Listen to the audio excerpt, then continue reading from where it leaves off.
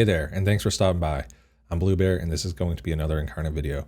Today is going to be the last day of going through all of the common parts. In the next video, we're going to start off with going through the rare parts. So today is Void Watcher because we haven't done them yet. With that, let's get into it.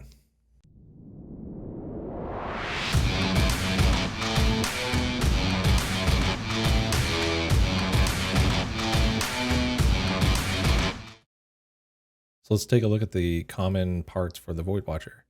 So on the mind part, you got the Hazmat skill. So Hazmat is create a zombie on target space. Other zombies in area of effect 3 of that zombie gain thorns for 2 turns. So if you have zombies in the within 3 spaces of that zombie being created, they get thorns. So zombies in this game are minions that take turns. They have their own speed and turn meter that they follow, and they attack based on AI commands. You can't really control them besides the AI controlling them. All right, so the body part is Watchdog, and that's create a zombie in front of target enemy for 2 turns, gain aura 4. So that's an aura of 4 spaces. Whenever your zombies are attacked, they counterattack. So your Incarnate has that aura. It's not the zombie that has the aura, it's going to be the Incarnate. So it's wherever your Incarnate is, that's where the aura stems from. The other piece of that is if there's something in front of your enemy, that zombie is actually not going to be created. That's where the obstacles on the map come into play. So as long as there's an open space, that zombie will be created. The last part is the soul part. It's called Junkheap, and attack target enemy and your minions within area effect 4, and then gain brave for 2 turns. And brave is 50% increase in defense and presence +1. Again, some of these buffs are subject to change as they're getting balanced out as we do some more playtesting, but that's what it currently is. So that one is it's pretty cool because it's just a direct attack, and as long as you've got a swarm of minions, they all get buffed by that attack. So it's pretty awesome. So with that, let's jump into the waves and see how they play. Like always, I'm going to show you how to find this Incarnate. This Incarnate is right here, so we'll go ahead and select it. You can tell it's the right Incarnate because it's got the common gray border, and it has the 3 dots signifying that each of these parts are Void Watcher parts. It's got that life affinity, and it's, again, the life affinity comes from the parts, and as long as 2 or more parts have the same affinity, that's the affinity the Incarnate is going to be. So these parts have life here, life here, life here, so they all have life. Again, 3 parts have life, that's greater than 2, simple math. That dictates that the Incarnate is going to be a life Incarnate. With that, let's go ahead and select a level that I can do this. I'm not going to bring any allies with me because none of the skills are dependent on allies or affect allies. So we're just going to bring 1 Incarnate with me and just test it out. And we'll do level 4 because the new build hits the enemies hit it pretty hard, or harder than they have in the past. So we don't want to go too hard. All right, let's go ahead and test our first ability. In this video, we're actually going to start with the body part, primarily because we want to get a zombie on the board, and then we're going to come back with the mind part and buff that zombie by using the mind ability. So let's start with the body part called Watchdog. Create a zombie in front of target enemy for 2 turns, gain aura for whenever your zombies are attacked, they are counterattacked. So that aura is going to be on this Incarnate. So if this enemy Incarnate doesn't move, we'll be 1, 2, 3, 4 spaces away. And if we summon our zombie here, that will be in the aura. So let's go ahead and summon it and see what it does. So again, front of enemy target, so that's within the presence. I should note again, just stepping back a little bit, this is going to be based off of your range ability, and because you're placing a zombie, it's not a skill that's based off your presence, because the text would have said in your presence. So the range ability again is here. We've got, or the range stat.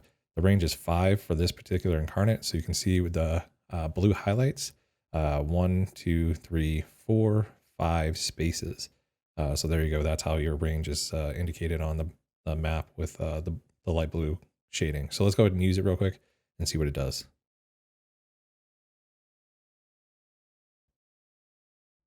All right, so we just summoned the zombie, just like it said. No damage done. The skill doesn't do any damage. It's just minion generation. And you can see that the zombie now has this aura, Watchdog. Whenever you are attacked, counterattack. And my Incarnate has that aura for 2 turns. So double checking. Yep, for 2 turns, gain aura. So works perfectly. What we're going to do is go into the next ability, Hazmat, and we'll set it up and come back when we're ready. So we're ready to use that next ability. And this one is going to be Hazmat. So create a zombie on target space. Other zombies in area 3 of that zombie gain thorns for 2 turns. So what we have to do is make sure if we want to put thorns on this zombie here, we need to be within 3 spaces. And again, this one's going to be based on our range. So we have a range of 5. You can see 1 space 2, 3, 4, 5.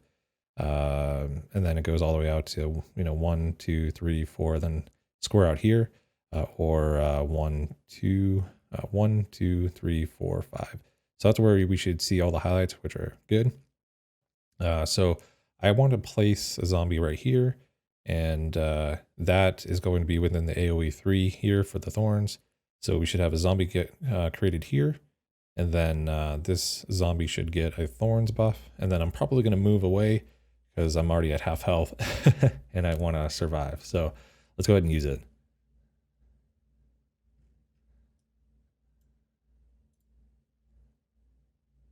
And there we go. So now I have 2 zombies, and just because I want to survive a little bit, we'll go ahead and see if we can back up a little bit and try to create some line of sight issues with these zombies.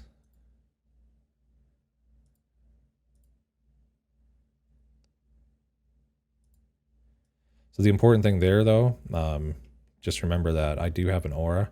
So that aura is now not hitting any of those zombies. So if these zombies are attacked, they're not going to counterattack. So maybe a poor move, but sometimes you have to either make a poor move and choose survivability or keep that aura going.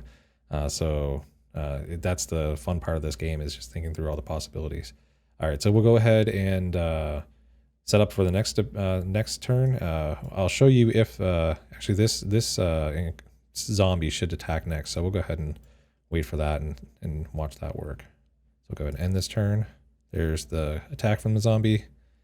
All right, so there's 1 hit. All right, they moved around, crit. Oof, almost dead. All right, so it's my turn again.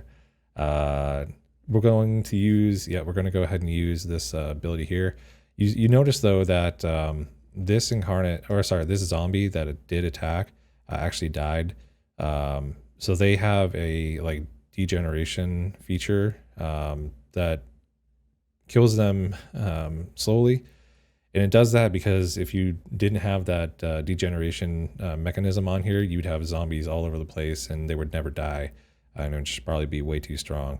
So what I'm going to go ahead and do is use this ability and so attack target enemy and your minions within an area 4 gain brave for 2 turns. So remember, area 4 means that I need to be 4 spaces away from my minion to get that minion to be buffed. So 1, 2, 3, 4, that's not going to do it. We need to actually be closer out here. So we're going to go ahead and try to move. Yeah, we got to get in range here. There we go. And I'm still going to have that ability to attack because this is based on my range, and my range is 5 for this Incarnate. So that's it's a pretty big range for most of the Incarnates here. So we'll go ahead and use it and make sure that the buff happens. So there's that use. All right, so 392. And then I also got that buff of Brave, which has 1 additional presence and 50% defense. So I'm going to end my turn and probably die in the next hit. But at least all the skills worked well and gives you a good fundamental or an overview of the fundamentals of each of these skills. So there's the hit from my zombie. And there you go. I died. Now the Void Watcher isn't supposed to be a huge damage dealer. They're supposed to be dependent on their zombies to do the damage. They have the larger range, so they can stand back and let their minions do work. So I wasn't expecting to actually win this one. You definitely want to have some allies come along with your Void Watchers when you're definitely playing the game. All right, so that was a really quick video. Most of these skills were very simple to go through. Remember, the Void Watcher is really there to spawn minions, and they're not crazy damage dealers. They do have a lot of other parts in the game that allow for healing and auras and stuff like that. So they're really, in my opinion, kind of a support character and minion creator. So I wasn't expecting to do a whole lot of damage to the enemy Incarnate and actually win that. But, just remember you have to keep in mind all the synergy within the game between Void Watcher and other Incarnates and other abilities and the Eternals in the game. So the Eternals in the game will actually make this character stronger. But I wanted to go through all the parts without having any Eternals on them because the Eternals will in fact affect the actual base part abilities. So wanted to show them in their raw form. I hope you enjoyed the video. If you did, please, go ahead and toss a like and subscribe. Definitely toss some comments down below. Make sure I'm getting the feedback that I need to make these videos even better for you guys. With that, again, hope you enjoyed, and we'll see you in the next one.